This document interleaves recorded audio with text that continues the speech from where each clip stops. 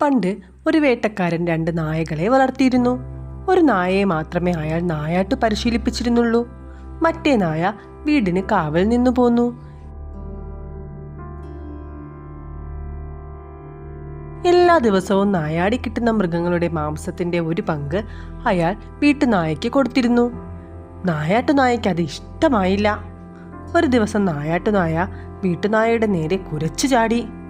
നാണം കെട്ടവനെ, നീ എത്ര നാൾ ഈ കള്ളത്തീറ്റി തിന്നും? ഞാൻ തേടിക്കൊണ്ടുവരുന്ന ഇറച്ചിയുടെ ഓഹരി പറ്റാൻ നിനക്ക് ലജ്ജയില്ലേ? സഹോദര, ഞാൻ എന്തിനു ലജ്ജിക്കണം? വീട്ടുനായ മറുപടി പറഞ്ഞു. യജമാനനെ ഞാൻ അധ്വാനിക്കുന്നതും നായാട്ടിന് പോകുന്നതും ഇഷ്ടമല്ല. അതിന് എന്നെ ഒട്ടും ശീലിപ്പിച്ചിട്ടുമില്ല.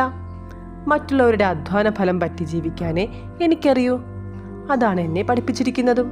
പക്ഷേ ഞാനതിൽ കുറ്റക്കാരനല്ല. നായാട്ടുനായ പിന്നെയൊന്നും ഉരിയാടിയില്ല. വീട്ടുനായ പറഞ്ഞതിൽ കാര്യമുണ്ടെന്ന് നായാട്ടുനായയ്ക്ക് മനസ്സിലായി.